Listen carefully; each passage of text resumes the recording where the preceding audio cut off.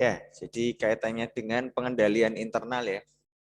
Jadi masih ada kaitannya dengan akuntansi, siklus akuntansi. Jadi pengendalian internal ini sebenarnya tidak hanya untuk semua rencana organisasi gitu ya.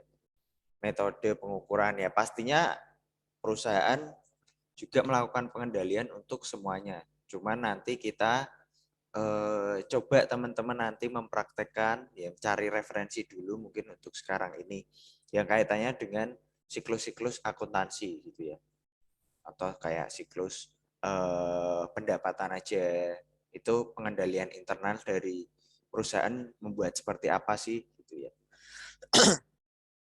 Nah, pengendalian internal ini rencana organisasional, jadi memang planning dari suatu perusahaan untuk rencana ke depan organisasi itu seperti apa, membuat metode, membuat pengukuran juga yang dipilih oleh suatu kegiatan usaha. Jadi suatu perusahaan itu memilih menggunakan rencana apa, metodenya apa, lalu setelah dilakukan itu pengukurannya seperti apa gitu ya. Pasti menggunakan indikator-indikator gitu ya.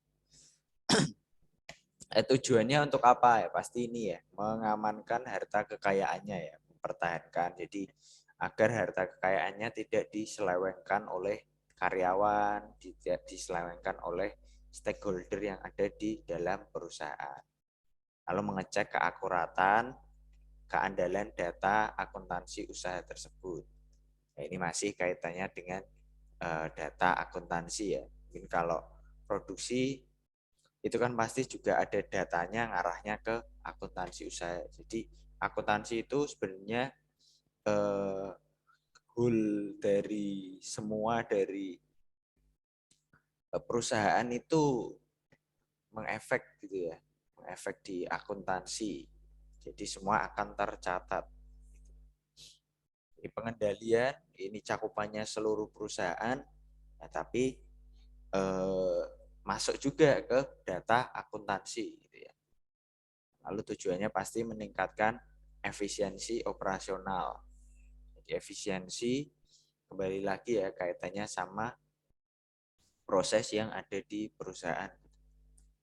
Lalu mendukung dipatuhinya kebijakan manajerial yang telah diterapkan. Jadi semua perusahaan itu pasti punya yang namanya kebijakan manajerial, ada SOP-nya ya, standar operasional prosedur. Nah, itu pasti perusahaan punya indikator-indikator untuk mengukur apakah memang suatu tujuan itu sudah tercapai atau belum di belakangnya. Gitu ya. Mungkin 1 bulan sekali, ya, pasti ada meeting membahas mengenai itu. Jadi rencananya apa, realisasinya seperti gimana, itu diukur apakah sudah achieve atau belum. Gitu ya. Tujuan pengendalian internal itu mengarahkan operasi perusahaan. Jadi arahnya kemana itu agar lebih jelas, lalu mencegah penyalahgunaan sistem, baik sistemnya sudah terkomputerisasi atau masih manual, itu termasuk sistem gitu ya.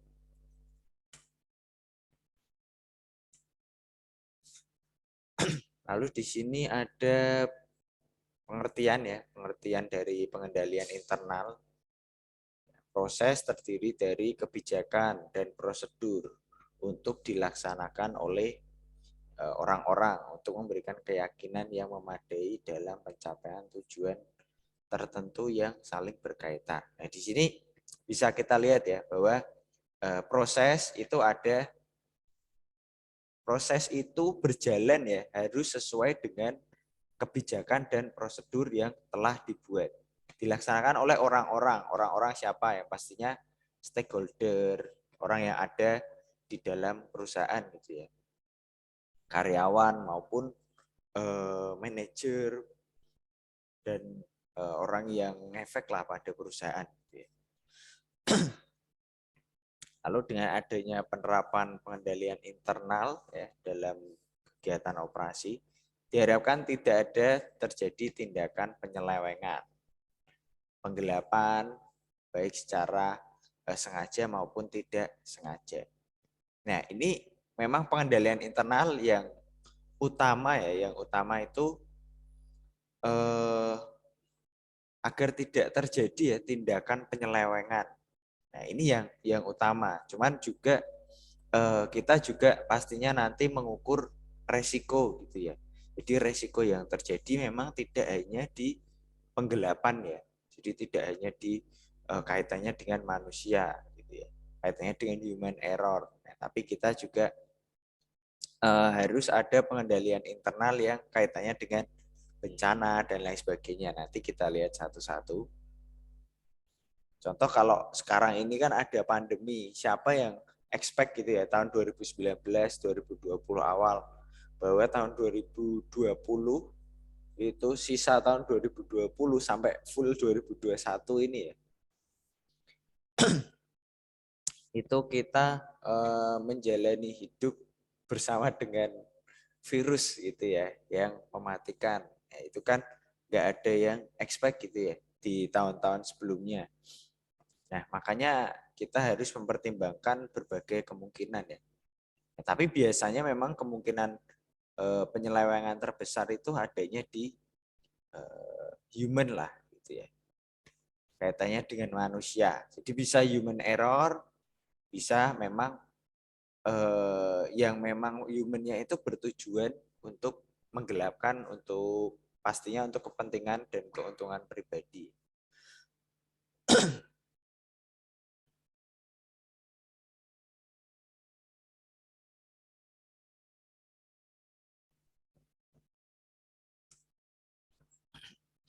Nah, ini tujuan pengendalian internal secara umum ya seperti ini ya, pasti menjaga kekayaan perusahaan tadi ya. Jadi penggunaan kekayaan perusahaan harus melalui sistem otorisasi yang telah ditetapkan. Nah, kalau memang perusahaan itu perusahaan yang sudah besar ya, jadi sudah punya investor. Nah, kekayaan perusahaan itu tidak bisa digunakan seenaknya sendiri. Contoh, komisaris apa direktur pengen pakai uang perusahaan secara cuma-cuma gitu ya. Nggak bisa ya. Jadi kayak PLN lah contoh. Komisaris PLN, direktur PLN, aku mau ngambil kas PLN berapa miliar, berapa triliun gitu. Nah, itu nggak bisa, berbeda dengan memang kalau perusahaan kita itu perusahaan pribadi kayak PT masih pribadi, CV masih pribadi. Nah, itu kita bebas ya mengambil uang dalam kas gitu ya. Bisa kaitannya dengan prive gitu ya. Kita mengambil, kita dicatat sebagai prive perusahaan gitu ya. Pengambilan uang oleh pemilik. Nah, itu nggak ada masalah. Cuman kalau kita sudah masuk ke korporasi, perusahaannya sudah punya investor, kita kan bertanggung jawab pada investornya ya. Kita bertanggung jawab bahwa akan mengatur uangnya gitu ya. Meskipun investornya cuma 10-20% gitu. Nah, itu kan harusnya uangnya sudah melebur. Jadi sudah termasuk di dalamnya gitu ya. Jadi kita tidak bisa pakai uang itu sembarangan. Harus ada pertanggungjawaban kekayaan ya yang dicatat ya, dibandingkan dengan kekayaan yang sesungguhnya. Jadi biasanya memang dalam kekayaan di perusahaan sama di catatan akuntansi itu memang sedikit berbeda ya. Mungkin ada investasi yang di luar, tidak dalam bentuk kas. Investasi berbentuk aset gitu ya. Mungkin ada utang-utang juga. Kayaknya memang kekayaan atau aset yang real itu bisa kita lihat di eh, catatan keuangannya gitu ya. Catatan atau laporan akuntansinya. Itu kita bisa melihat. Nggak bisa yang kayak kita contoh kita auditor gitu ya, kita pengen mengaudit perusahaan, asetnya apa aja. Nah, asetnya apa aja itu kita harus datang ke perusahaan tersebut, kita lihat satu-satu, jadi nggak bisa seperti itu gitu ya. Lalu mengecek ketelitian dan keandalan data akuntansi. Nah, ini yang dilakukan oleh auditor ya. Biasanya ada auditor internal, ada auditor eksternal. Nah, auditor eksternal itu juga penting kalau dalam bisnis gitu ya. Karena kan kita nggak tahu. Jadi memang di beberapa perusahaan saya sering sharing-sharing ya sama teman-teman saya gitu. Memang di beberapa perusahaan itu yang masih pribadi ya, PT masih pribadi. Nah itu mereka tidak mengindahkan adanya audit gitu ya. Nah, itu kan yang tahu bawahannya ya, bahwa memang ada uang-uang yang masuk di perusahaan yang sebenarnya nilainya lumayan ya, tapi tidak literally masuk ke dalam kas perusahaan, tapi masuk ke kantong-kantong karyawan-karyawan gitu ya. Ada cerita dari teman saya ya ini. Itu dia kerja ada di pabrik seperti itu. Nah, bosnya itu cuek. Bosnya cuma mikir operasional, operasional, operasional gitu. Memang sudah PT cuman struktur organisasinya itu masih banyak yang kurang gitu ya. Banyak kekurangannya lah. Belum diatur sedemikian rupa. Nah, itu kacau kalau menurut saya. Sampai teman saya itu cerita kalau utangnya banyak. Nah, cuman kan kalau utangnya banyak sampai beberapa kali tidak bisa membayar tagihan gitu ya. Nah, kalau perusahaan PT eh, itu ya tanggung jawabnya pemilik itu hanya sebatas penanaman modalnya aja gitu ya. Jadi kalau teman-teman nih nanti punya PT sudah invest gitu ya, mungkin ada temennya yang lain yang invest gitu ya. Nah, lalu dalam menjalankan operasinya, prosesnya teman-teman utang, ada pembelian bahannya kita utang dulu gitu ya. Itu kan biasa ya, faktur. Nah, dalam prosesnya mungkin eh, kita salah dalam perhitungan. Lalu banyak produk yang mungkin tidak laku terjual, jadi mandek di gudang. Nah, itu kan ada biaya penyimpanan, biaya dan lain sebagainya.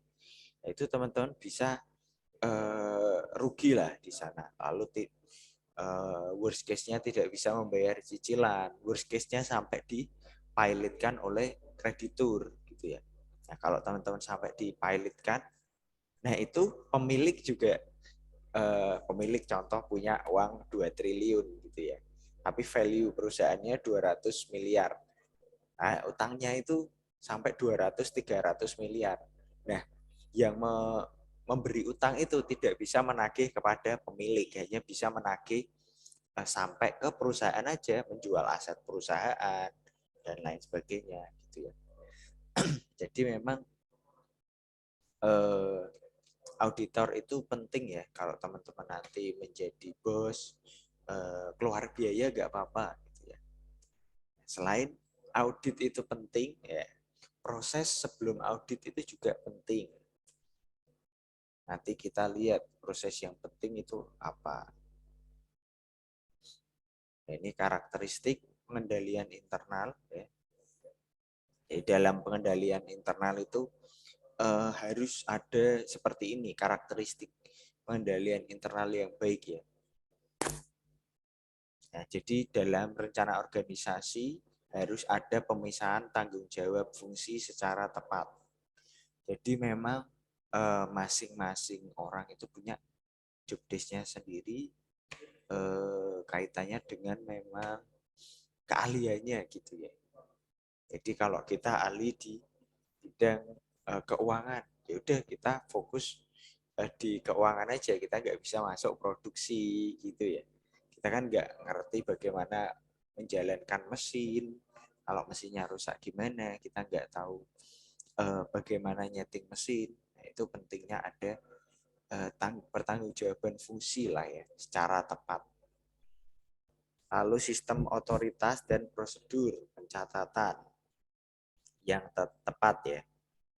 Mungkin kan ada kontrol terhadap aktiva utang, pendapatan, biaya, kaitannya sama akuntansi ya, kontrol akuntansi. Jadi kalau sistem otoritas ya, itu siapa yang berhak dan tidak berhak dalam satu unit ya di perusahaan. Jadi kalau unit di bagian keuangan gitu ya, bosnya hanya mengambil keputusan ya di bagian keuangan. Dia tidak bisa mengambil keputusan di bagian produksi. Contoh memang ya udah bagian keuangan itu kepalanya ngomong sama karyawan produksi.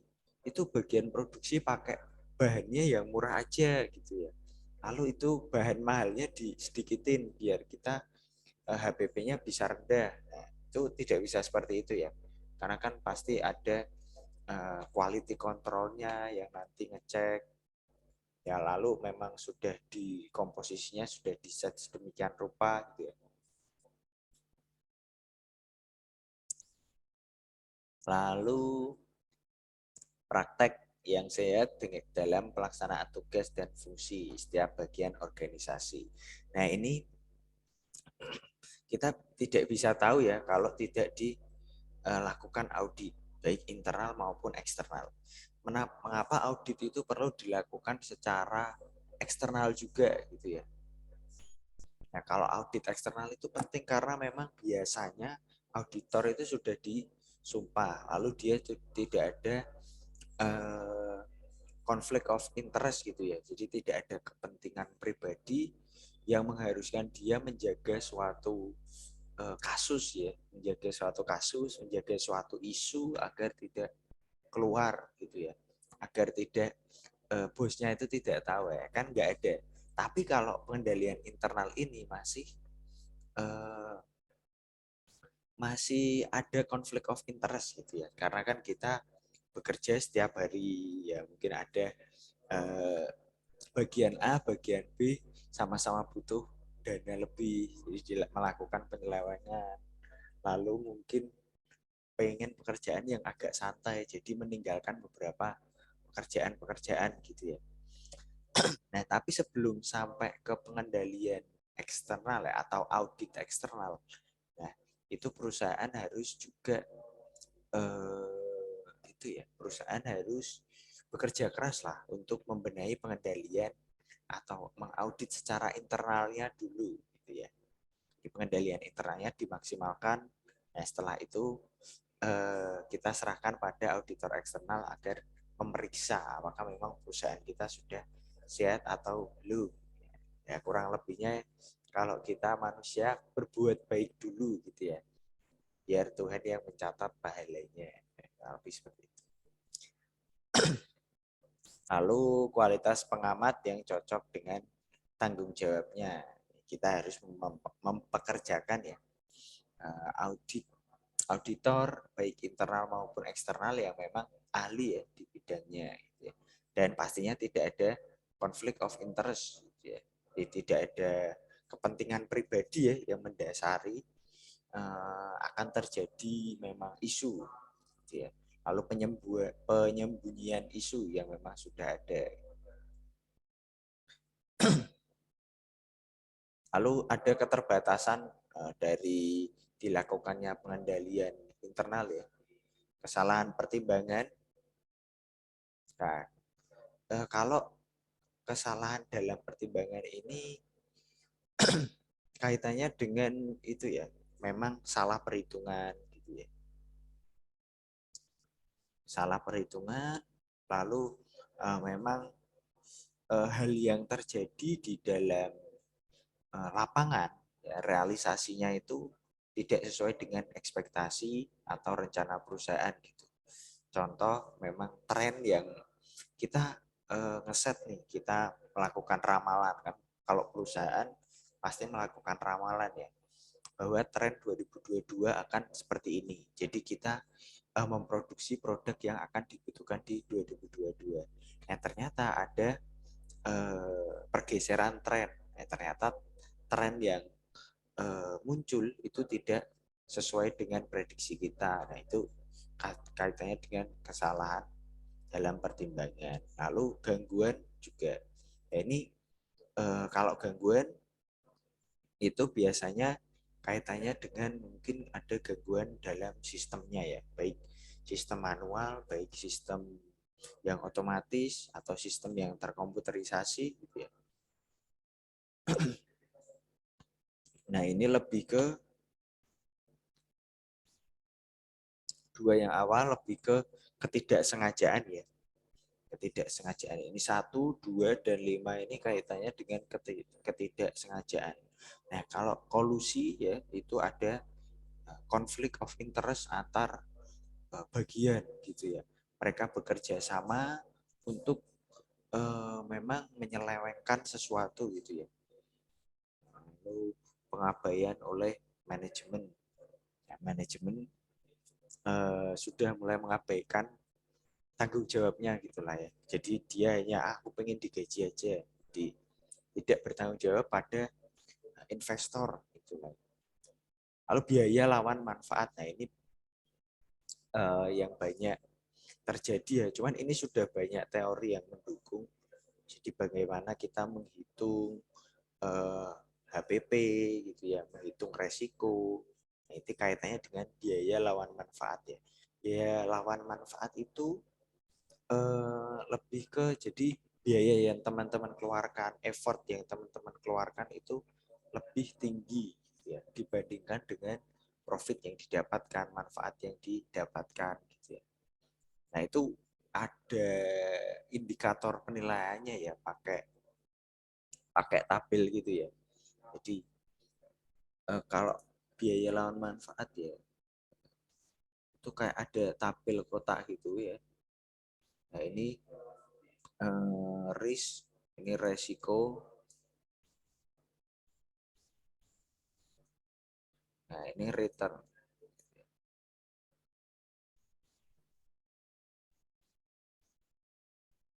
Nah, ini resiko rendah, ini resiko tinggi. Ini return rendah, return tinggi. Nah, ini ada 4 gitu ya.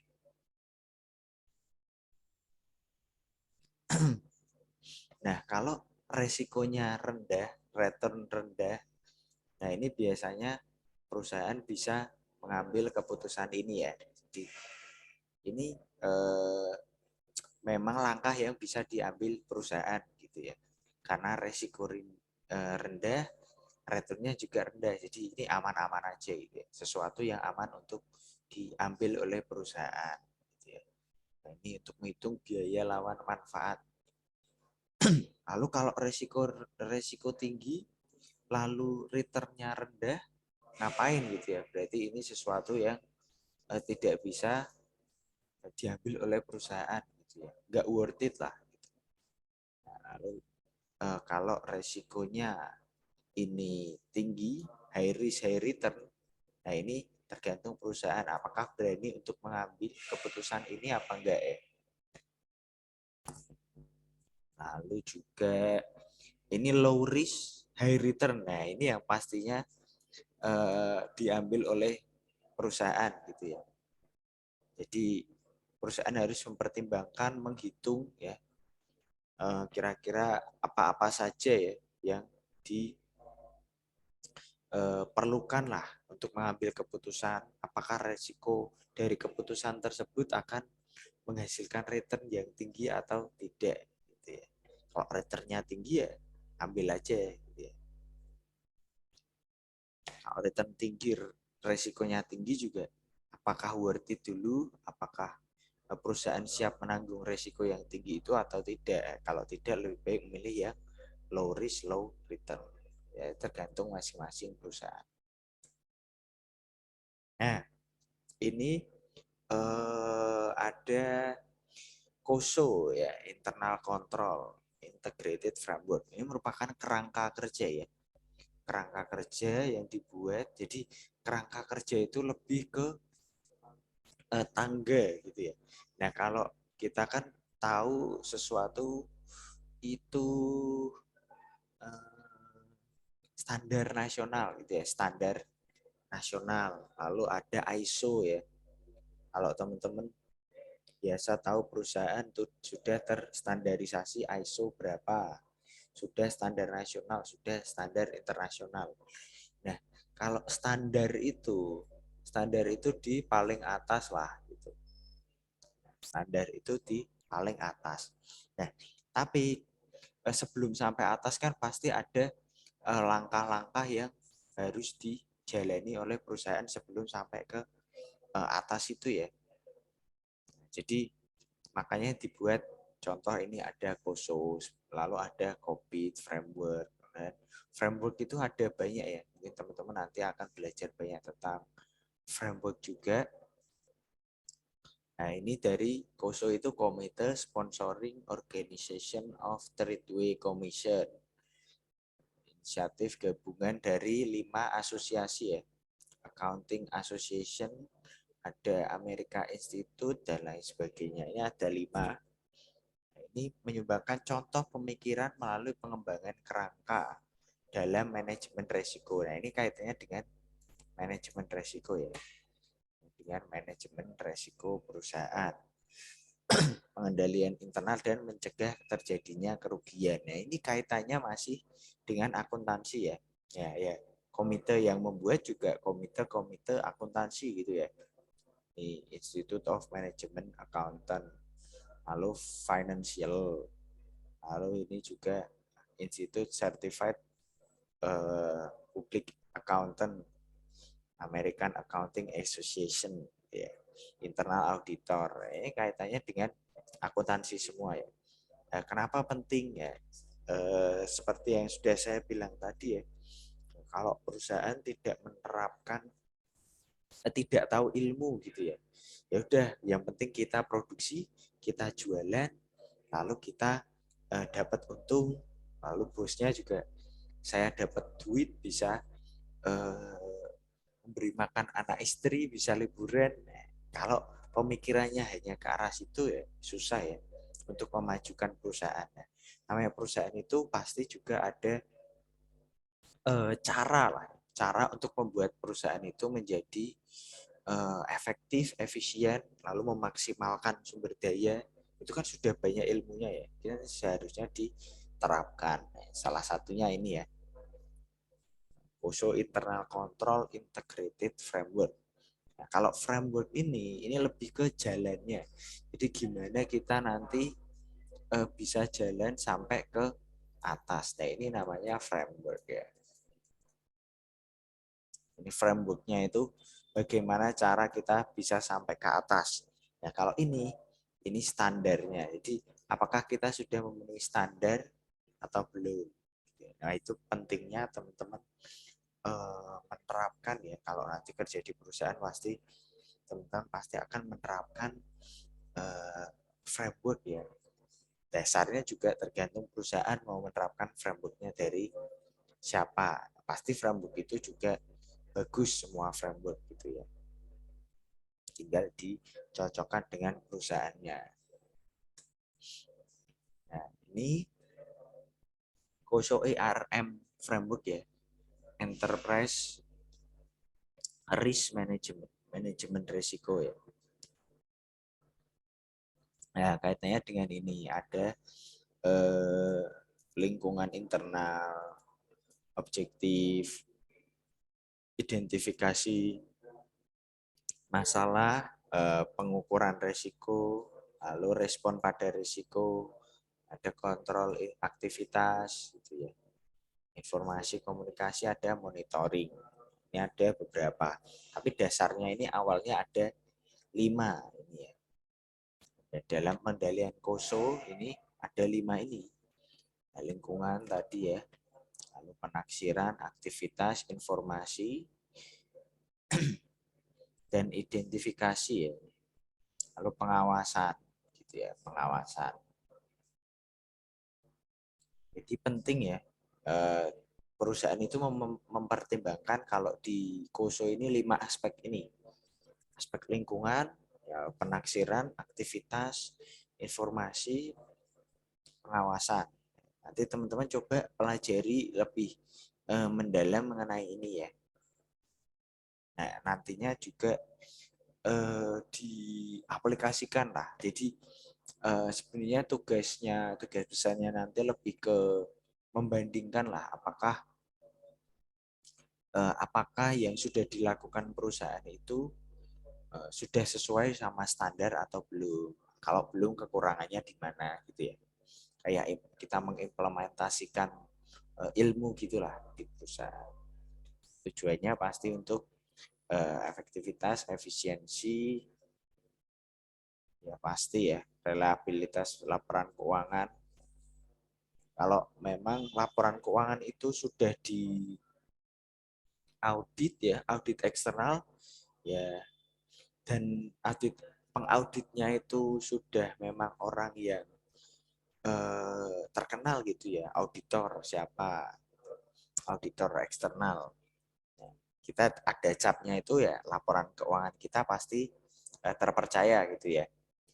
Lalu kepatuhan terhadap aturan dan regulasi yang berlaku. Ini tujuannya atas pengendalian ini. Lalu ada lingkungan-lingkungan pengendalian. Ya, jadi pengendalian itu terkait dengan uh, yang perlu dikendalikan itu kaitannya dengan daerah mana saja gitu ya. Pasti filosofi manajemen dan gaya operasi. Gaya operasi perusahaan kan pastinya beda-beda ya. Ada perusahaan yang perusahaan yang konvensional gitu ya, pabrik-pabrik harus datang pagi, pulang sore, setelah itu selesai. Lalu kalau perusahaan teknologi itu biasanya memang perusahaan yang bebas gitu ya, gaya operasinya membiarkan pegawainya itu bekerja ya terserah gitu, yang penting pekerjaan selesai gitu ya. Lalu komitmen terhadap integritas dan nilai etika ini perlu dikendalikan lah. Komitmen terhadap kompetensi ini kaitannya sama SDM gitu ya, sumber daya manusia. Komite audit dari Dewan Direksi ini pengendalian internal ya, audit internal. Lalu struktur organisasi ini perlu dikendalikan. Jadi memang keahliannya di mana ditaruh di sesuai keahliannya gitu ya, tidak bisa lepas dari itu. Lalu penetapan otoritas tanggung jawab juga, siapa dari unit ini ditaruh menjadi manajer, ditaruh menjadi asisten manajer dan lain sebagainya. Kebijakan dan praktek sumber daya manusia. Ini sebenarnya di beberapa poin sudah mewakili kebijakan dan praktek SDM ya. Komitmen, integritas, nilai etika yang perlu dikendalikan kaitannya dengan ini 7 poin.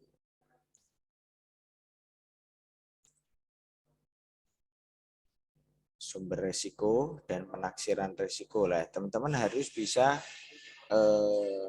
di penaksiran resiko. Teman-teman kalau melakukan nanti membuat tugas boleh disertakan ya penaksiran resiko. Jadi bagaimana sih perusahaan itu menaksirkan resikonya gitu ya.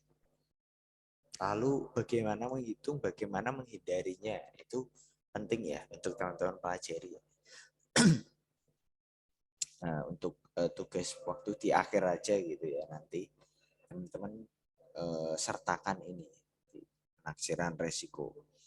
Nah, sumber resiko itu ada tindakan tidak disengaja. Contoh tadi memang perhitungan salah gitu ya, trennya beda. Lalu ada tindakan sengaja ya, kolusi tadi. Nah, kalau ini tindakan ya di luar kendali ya, ada bencana alam, kerusuhan politik, ada demo besar-besaran sampai rusuh, ada perang. Nah, kalau kebakaran, banjir ini kaitannya dengan bencana alam. Nah, lalu kesalahan perangkat lunak dan kegagalan peralatan komputer, nah ini bisa masuk juga di kegiatan yang tidak disengaja. Nah, cuman ini tidak disengaja ini bisa kaitannya dengan manusia ya. Manusia ini kaitannya dengan softwarenya, jadi alat yang digunakan, software hardware lah. Lalu aktivitas pengendalian ya, dalam pengendalian itu yang pertama mendesain dokumen dengan baik, ada nomor urut cetaknya. Jadi aktivitas pengendalian di sini tujuannya yang pastinya untuk agar meminimalkan ya kegiatan meminimalkan kegiatan yang memang kegiatan tersebut itu bisa merugikan perusahaan gitu, atau memang kegiatan tersebut itu disengaja agar dia mendapatkan keuntungan secara pribadi karyawannya gitu ya. Ada desain dokumen yang baik, jadi tidak ada dokumen yang dihilangkan gitu ya. Tidak ada dokumen contoh nota yang dihilangkan gitu ya. Atau mungkin nota yang dibuat-buat gitu ya. Nah, itu pentingnya membuat desain dokumen yang baik. Nah, mungkin kan dalam perusahaan pasti ada, ya udahlah aku males nota aja, itu pasti ada, makanya perlu membuat desain dokumen yang baik, ada nomor urut cetaknya, jadi desain dokumen yang baik itu ada otoritasnya gitu ya, jadi ada tanda tangan siapa kalau mau keluar uang gitu ya, itu penting. Pemisahan tugas ya, yang kedua pemisahan tugas kaitannya dengan ya seperti yang sudah saya jelaskan tadi ya, kalau memang bagian keuangan, manajernya yang ngurus keuangan aja gitu ya. Lalu juga dalam satu unit, ya, contoh unit keuangan gitu, itu tidak bisa ada dua kepala gitu. Jadi harus ada satu kepala, harus ada satu yang memimpin. Jadi dalam suatu unit pekerjaan tidak ada lebih dari, tidak bisa ya kalau ada lebih dari satu yang memimpin. Lalu mengamankan harta, otorisasi ya dari setiap transaksi yang terjadi. Nah, ini kaitannya dengan desain dokumen yang baik ya. Jadi kalau mau ada kegiatan apa, mau ada mengeluarkan dana apa, ada otorisasinya, harus dicek sama kepala ya, kepala yang berkepentingan gitu ya. Lalu mengamankan harta dan catatan perusahaan, menciptakan pengecekan independen atas pekerjaan karyawan lain. Ini audit internal diperlukan gitu ya.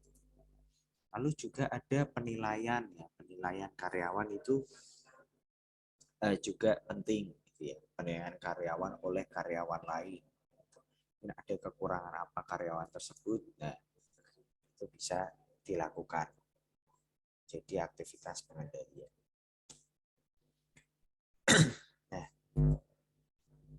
nah ini ya tadi ya, mencegah pegawai memalsukan catatan-catatan ya. Jadi ada penyimpanan, ada pencatatan, persiapkan dokumen dan lain sebagainya ya. Lalu penyimpanan ini menangani kas dan sebagainya. Lalu harus ada otorisasi ya, otorisasi transaksi. Mencegah transaksi fiktif. Jadi kalau tidak sesuai tanda tangan, tidak sesuai cap dari bos, itu ya uang tidak bisa keluar gitu ya. Dan itu pasti sulit untuk dipalsukan. Bos pasti ingat gitu ya. Ini pentingnya teman-teman ngeceklah dokumen tersebut apakah dalam membuat dokumen, dalam menyimpan dokumen apakah sudah baik. Lalu pengawasan kinerja, supervisi yang efektif, akuntansi pertanggungjawaban. Kalau ini memang sudah jelas ya. Supervisi yang efektif ya, jadi harus mempekerjakan memang pemimpin yang tidak hanya ahli ya, tidak hanya ahli dalam suatu bidang ilmu, tapi juga ahli dalam soft skill-nya gitu ya. Soft skill itu komunikasi, lalu memimpin itu bisa memotivasi gitu ya. Lalu akuntansi pertanggungjawaban, lalu pengauditan internal. Di akuntansi pertanggungjawaban itu bagian akuntansi yang mempertanggungjawabkan ya, membuat laporan diberikan ke pemimpin ya, pemimpin mungkin ada audit internal dulu ya, itu diaudit, diperiksa lah apakah sesuai dengan yang terjadi di lapangan atau tidak. Oke, mungkin kita sampai sini ya. Sampai sini aja. Ada pertanyaan? pertanyaan tidak kaitannya dengan pengendalian. Jadi mungkin nanti teman-teman bisa nyari ya tugasnya ya. Tugasnya teman-teman mencari studi kasus, langsung ke studi kasus saja nggak apa-apa. Jadi teman-teman nyari referensi lah. Contoh-contoh ini kayak implementasi COSO gitu ya. Implementasi COSO framework pada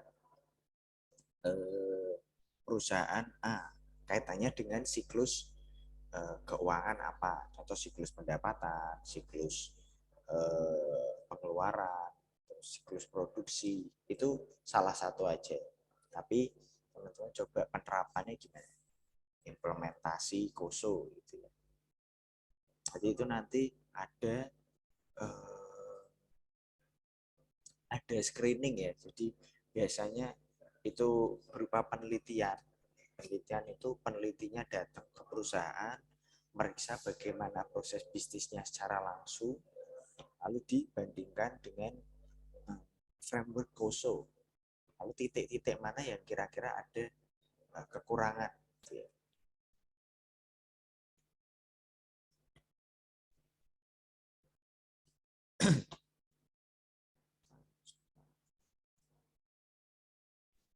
Pak, izin bertanya, Pak. Ya, silakan. Itu berarti misalnya ya, kan Bapak tadi bilang implementasi COSO dalam dalam siklus perusahaan. Perusahaan yang kita masuk kayak dulu atau kita buat lagi? Buat lagi aja. Bukan buat ya. Jadi lebih ke teman-teman ini nyari karya lah, nyari karya tulis yang memang sudah jadi karya tulis saja. Jadi nyari studi kasus yang udah jadi aja. Jadi teman-teman belum ke arah buatnya ya, masih kita belajar mempelajari referensinya dulu. Gitu ya. Iya Pak. Ini nanti detailnya saya share ya, nanti di e-learning sekalian submission ya. Jadi teman-teman buat itu, lalu itu biasa berupa kayak paper gitu ya, penjelasan. Itu mungkin permasalahannya apa dulu gitu ya, teman-teman jelaskan latar belakang, dikerjakan di PPT aja. Nah, setelah itu teman-teman jelaskan proses perusahaannya seperti apa, perbandingan dengan frameworknya seperti apa, ya, kaitannya dengan siklus keuangan ya, salah satunya aja bisa. Cuman kalau nemunya yang semuanya gitu, siklus keuangan, itu tidak apa-apa. Siklus produksi boleh ya, siklus pendapatan, siklus pengeluaran. Gitu. Banyak kok, banyak di internet. Nanti tinggal nyari. Sesuai kelompok aja, nanti minggu depan dipresentasikan. Kita mulai ke arah membuat framework seperti itu. Nanti di sini juga mungkin saya nanti perkenalkan beberapa framework lagi, ya tidak hanya COSO tadi ya. Minggu depan. Untuk sampai sini mungkin ada pertanyaan atau tidak? Belum ya. Kerjakan kelompok, nanti minggu depan dikumpulkannya malam aja sebelum hari H ya. Jadi teman-teman nyari aja gimana paper lah, nyari paper gitu kaitannya dengan implementasi atau penerapan gitu ya di perusahaan. Itu biasanya membandingkan itu nanti yang keluar paper tersebut, membandingkan, mengevaluasi suatu perusahaan tersebut gitu ya. Oke, ada pertanyaan atau tidak?